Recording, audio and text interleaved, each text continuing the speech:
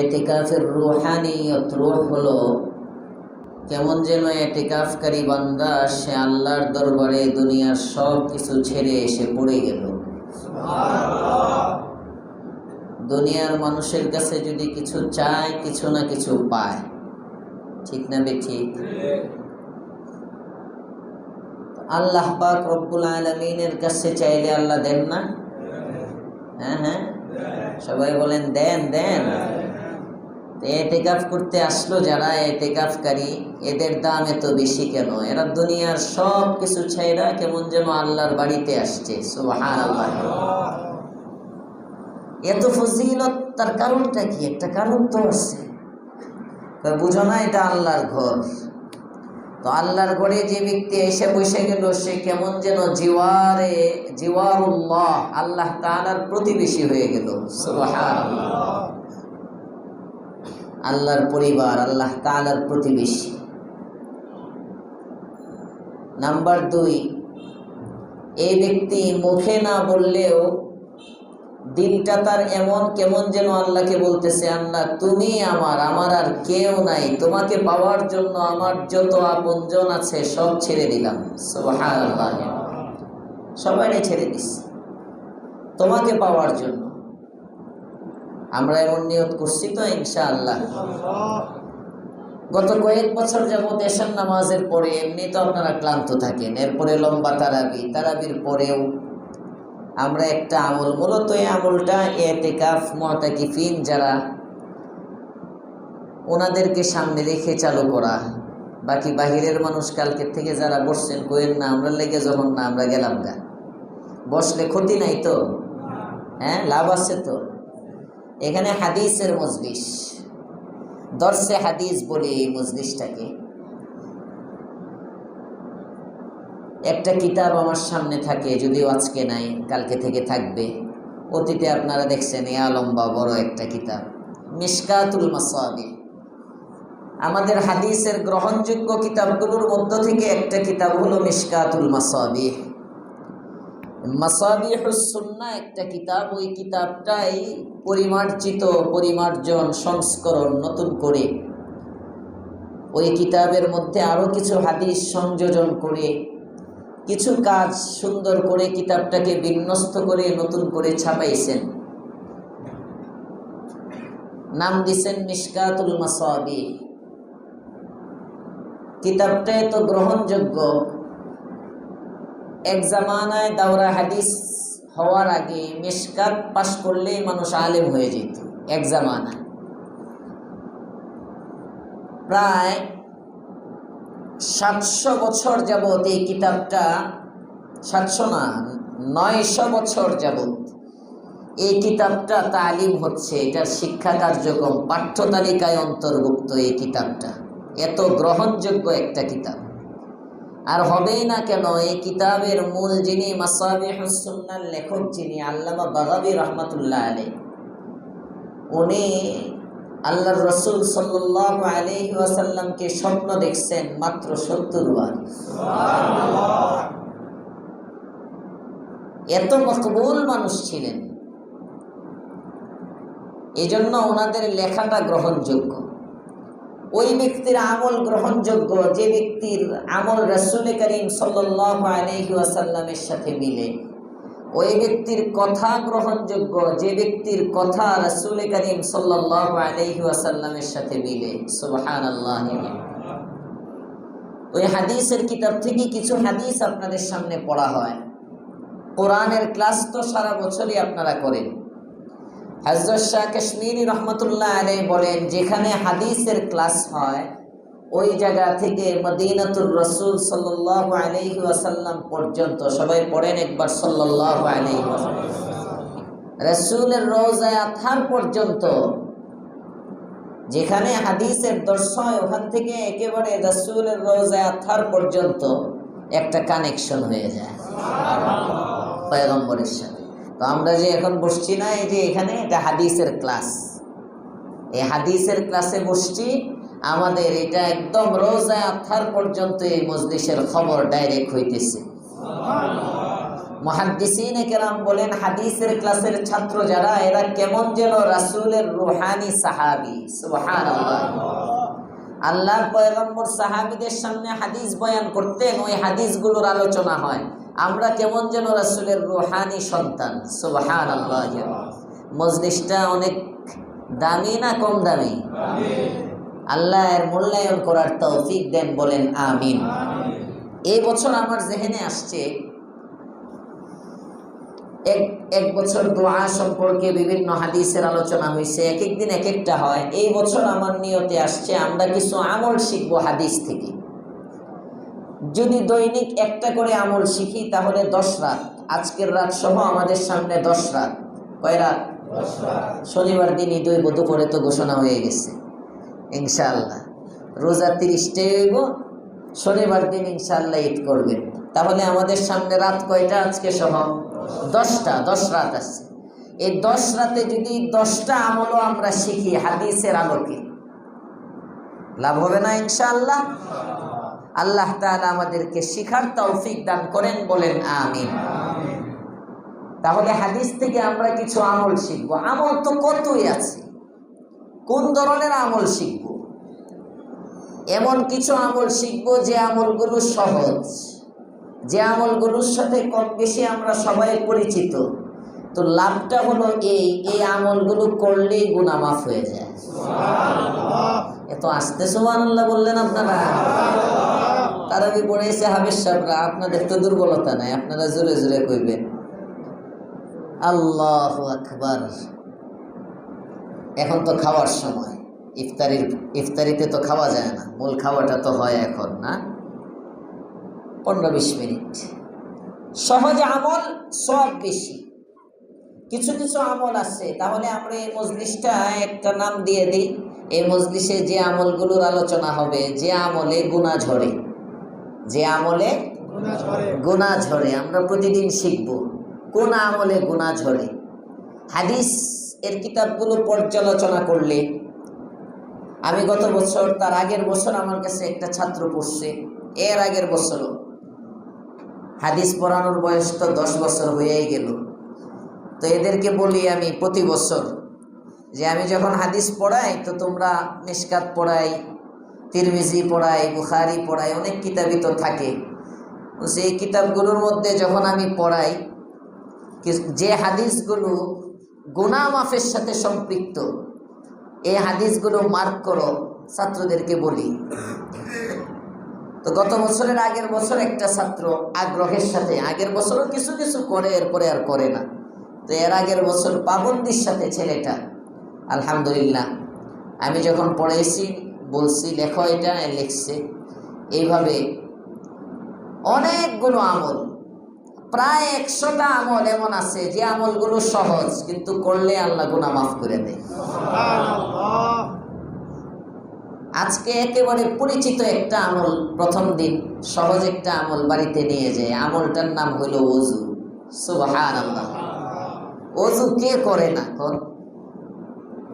আপনি যদি ওযুটা করেন, এই ওযুটা করার সময় আপনি যদি নিয়তটা করেন শুধু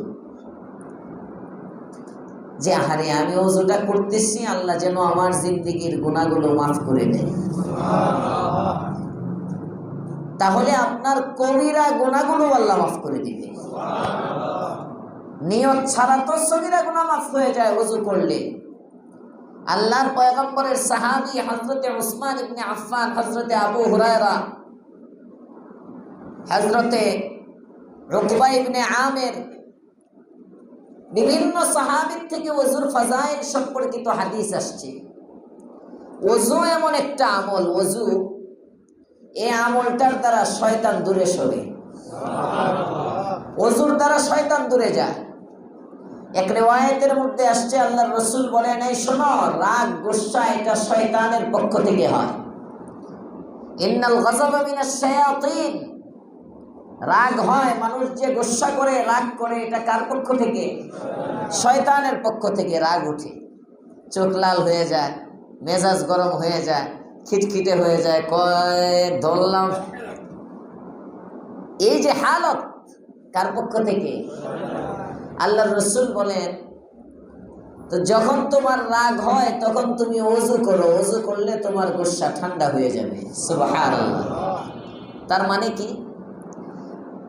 মুহাদ্দিসিনে কেরাম বলেন, রাগ যেহেতু শয়তানের পক্ষ থেকে হয়, তুমি যখন রাগ করতেছো তখন বোঝা যায় শয়তান তোমার সাথে আছে, শয়তান তোমার উপর সওয়ার হয়েছে।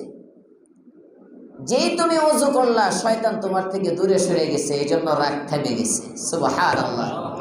তাহলে ওযুর একটা ফজিলত আমরা পাইলাম, ওযুর দ্বারা শয়তান কাছে আসে না দূর হয়? সবাই বলেন, ওযুর দ্বারা শয়তান দূর হয়। এক নম্বর ওযুর ফায়দা।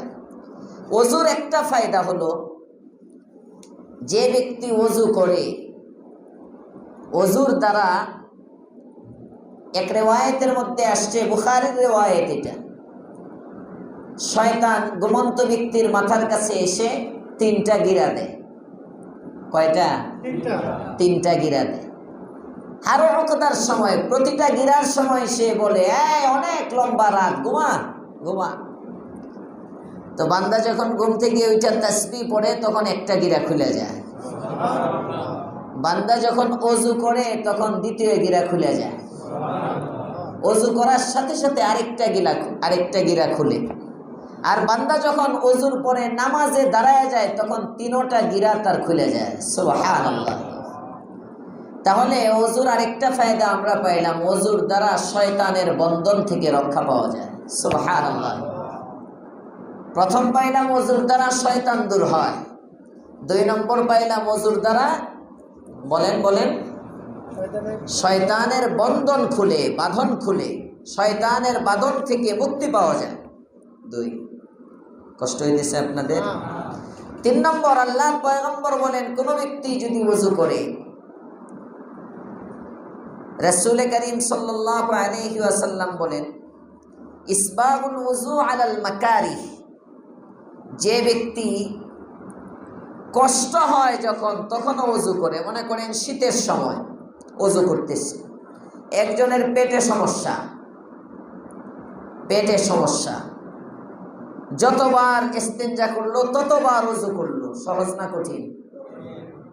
বলেন কঠিন, একটু কঠিন। অনেকে তো পারে না, ফ্যান পাস করে ফেলবো। বাপটা এমন, যদি ঘন ঘন যাইতে হয় টয়লেটে, প্যাম্পাসই করি, নামাজ হইব না, মানে ভাবটা এমন আর কি, মাসলা জিজ্ঞাসা করে না। আর ওই সময় যদি হার ইস্তিনজার পরে ওযু করে, এটা কেমন কুরবানি চিন্তা করে। প্রতিবার যাচ্ছে ওযু করতেছে। রাসূল বলেন, এই যে ইসবাগুল ওযু আলাল মাকারিহ, যখন তোমার কষ্ট হয় তখনও যদি তুমি ওযু ভেঙে যাওয়ার সাথে সাথে ওযু করো, এটা যুদ্ধের ময়দানে শত্রুর সাথে যখন যুদ্ধ হয়, ওই যুদ্ধের ময়দান পাহারাদারি করলে যে সওয়াব হবে, রাত্রি জাগরণ করে যুদ্ধের ময়দানে দাঁড়ায় থেকে এই কষ্ট করে ওযু করলে আল্লাহ তোমার আমল নামায় ওই সওয়াব দিয়ে দিবেন। ওযু সর্বোপরি যে ফায়দাটা শোনার জন্য আমরা বসা, আল্লাহর রাসূল সাল্লাল্লাহু আলাইহি ওয়াসাল্লাম বলেন, ওযুর আরেকটা ফায়দা, হযরতে উকবা ইবনে আমিরের রিওয়ায়াত, মা মিন মুসলিমিন ইয়াতাওয়াজ্জাউ, রাসূল বলেন যে মুসলমান ব্যক্তি ওযু করে, ফায়ুহসিনু ওযুআহু, সুন্দর করে ওযুটা করলো, এরপরে দাঁড়াইলো, 2 রাকাত নামাজ পড়লো।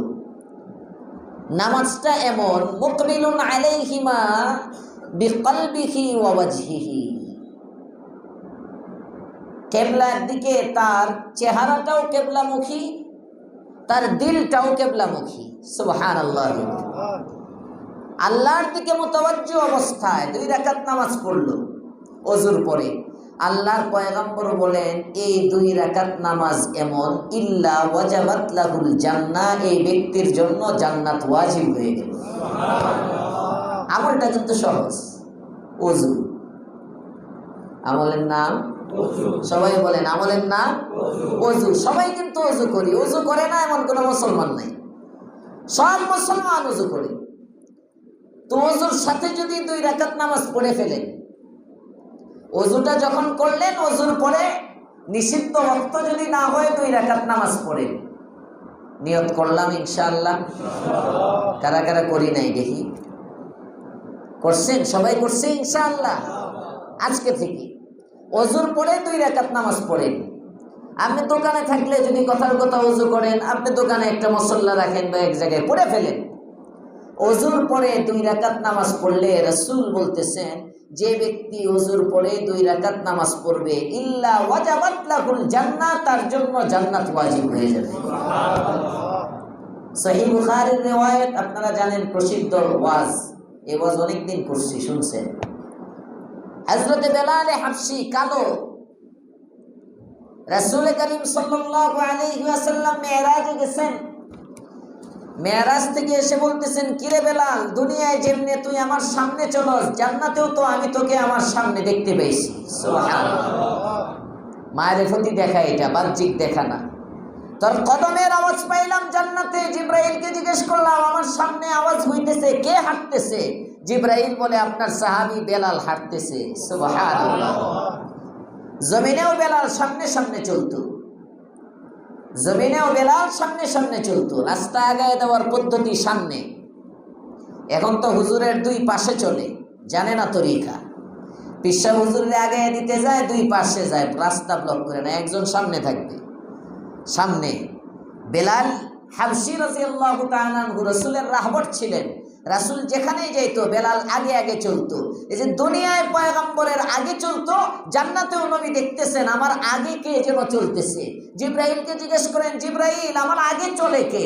কয়, যে দুনিয়ায় আপনার যে সাহাবী আপনার সামনে চলে, জান্নাতেও সেই বেলালই আপনার সামনে চলতেছে। সুবহানাল্লাহ। নবী মেরাজ থেকে এসে বলেন, কিরে বেলাল, কি আমল করো? আওয়াজ পাইলাম আমার সাথে তুমি চলতেছ। জিবরাইল তোমার নাম বলল, আমল কি? হযরত বেলাল বলেন, ইয়া রাসূলুল্লাহ, ইয়া হাবিবাল্লাহ, তেমন কোনো আমল নাই।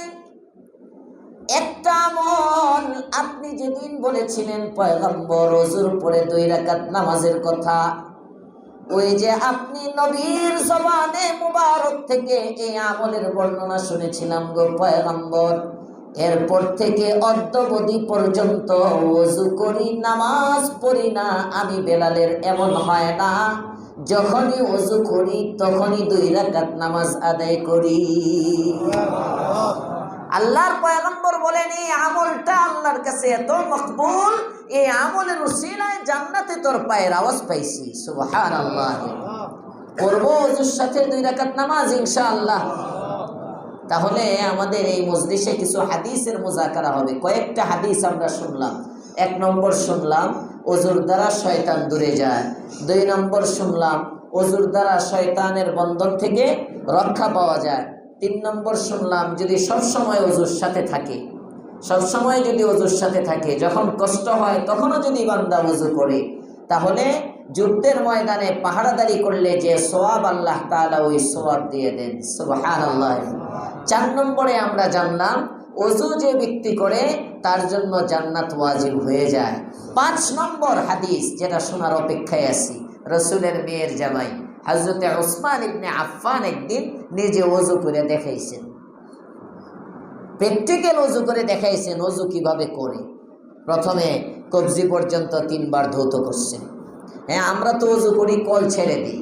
আসলে একেবারে উত্তম তরিকা হলো পাত্রে পানি নিয়ে ওযু করা। এটা হলো সর্বোত্তম তরিকা। এবং পাত্রে পানি নিয়ে পানি না ঢালা, পাত্রের ভিতরে হাত দিয়ে, প্রথম হাতের মধ্যে যদি কোনো নাপাকি থাকে তাহলে তো হাত ধুইতেই হবে। এছাড়া আপনি দোনো হাত দিলেন, এই একটা লোটা থাকবে। আমি মাদ্রাসায় ওযু করি যখন, আমার ওখানে ওই যে ইয়া আছে, মগের মধ্যে পানি নিয়ে মাদ্রাসায় আমি আলাদা বসে কলে, কখনো এখানে যাওয়ার পরে, বিশেষ করে চন্ডাল বুক যেমন আমি খেলাফত পাওয়ার পরেতে আমি ওখানে মাদ্রাসায় কখনোই ওই ইয়াতে ওযু করি না, কলের মধ্যে কখনো ওযু করি না। এই আমার শাইখরে দেখছি। এরপরে দেওনার হজরত অধ্যক্ষ মিজানুর রহমান চৌধুরী সাহেব, উনিও কোথাও মাহফিলে গেলেও বদনা আনাইব, বদনা আনায় বদনার মধ্যে পানি নিবে, এরপরে একটা টুলের মধ্যে বসবে, বৈশা তারপরে একটু উঁচা জায়গায় বৈশা ওযু করা, এটাও একটা উত্তম মুস্তাহাব আমল, একটু উঁচা জায়গায় বসা। এরপরে আপনার একটা বদনা বালুটার মধ্যে পানি নিলেন, ওখানে প্রথমে উভয় হাত কবজি পর্যন্ত কয়বার? 3 বার। মনে থাকবে? শুরুতে তো বিসমিল্লাহ বলতেই হবে। বিসমিল্লাহির রহমানির রহিম বললেন, উভয় হাত কবজি পর্যন্ত 3 বার ধুইলেন, এরপরে মিসওয়াক করলেন 3 বার, এরপরে 3 বার কুলি করলেন, 3 বার নাকে পানি দিয়ে নাক ঝাড়া। অনেকে খালি এই যে মাইরে দেয়, এক লগে 3 বার মাইরে দিল না, দিবেন এরপরে আবার ঝাড়া দিবেন, এটাও একটা মুস্তাহাব, মনে থাকবে ইনশাআল্লাহ। 3 বার নাকে পানি দিয়ে নাক ঝাড়া, এরপরে আপনার সমস্ত মুখমণ্ডল 3 বার ধৌত করা, পুরা মুখ 3 বার। হযরত উসমান দেখাইছেন মুখ 3 বার ধৌত করে দেখাইছেন। এরপরে আপনার ডান হাত কোনোই সহ, কোনোই পর্যন্ত না, কোনোই সহ ডান হাত ধুতে, ডান হাত যখন ধুইবেন পানিটা নিয়ে এইভাবে দেওয়া, এটা একটা উত্তম। হ্যাঁ, এন্ডাও ধুইতে পারবেন, কোনোই থেকে নিচের দিকেও ধোয়া যায় হাত, আবার এদিকেও ধোয়া যায়, পানিটা কোনোইর দিকে দেওয়া, এটা একটা মুস্তাহাব, মনে থাকবে ইনশাআল্লাহ। উভয় হাত কোনোই সহ ধৌত করলেন, আঙ্গুলগুলো খিলাল করলেন, সম্পূর্ণ মাথা, পূর্ণ মাথা একবার মাসাহ করা, পূর্ণ মাথা, মাথার 4 ভাগের 1 ভাগ মাসাহ করা ফরজ, মাথার 4 ভাগের 1 ভাগ মাসাহ করা ফরজ, আর পূর্ণ মাথা মাসাহ করা এটা কি সুন্নত। সবাই বলেন এটা কি সুন্নত, এবং এটা মুস্তাহাব না, এটা সুন্নতে মুআক্কাদা, এটা সুন্নতে মুআক্কাদা। রাসূল সব সময় পূর্ণ মাথা মাসাহ করতেন। এজন্য মাথা মাসাহের সময় যে এইভাবে পিছন দিকে নেবেন একদম শেষ পর্যন্ত, আবার শেষের থেকে এইভাবে সামনের দিকে আনবেন, মনে থাকবে ইনশাআল্লাহ। সামনের থেকে পিছনে এবং পিছন থেকে সামনে আনবেন, তাহলে ওই যে চুলের উপরের ভাগ এই মাথার এই মাঝখানে গিয়া এদিকে নিচে, এদিকে উপরে, এদিক দিয়ে যখন যাইতেছেন তখন এই সামনের অংশের চুলের উপর ভিতরের ভাগ মাসাহ হইতেছে, আর পিছনের অংশের চুলের উপরের ভাগ মাসাহ হইতেছে। পিছন থেকে যখন আবার হাতটা আনবেন, পিছনের অংশের চুলের নিচের ভাগ মাসাহ হবে, আর সামনের অংশের চুলের উপরের ভাগ মাসাহ হবে, তাহলে একটা চুলও মাসাহ থেকে বাকি থাকবে না। এটা হলো মাসহের পদ্ধতি, পূর্ণ মাথা এভাবে মাসাহ করে। অনেকে 3 আঙ্গুল দিয়ে করে, 2 আঙ্গুল, না না, পুরা 5 আঙ্গুল দিয়ে এইভাবে দিবেন পুরা মাথা, এটা সুন্নতে মুআক্কাদা।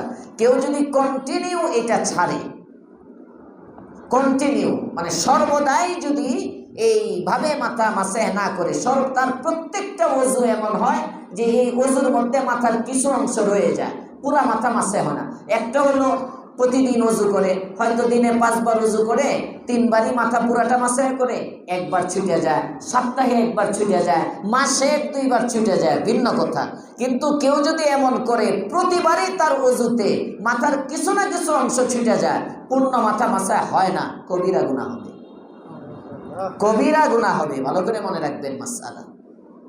সুন্নত যখন সর্বদা সুন্নতে মুআক্কাদা যদি কেউ ছেড়ে দেওয়ার অভ্যাস করে, এটা গুনাহে কবিরা হয়।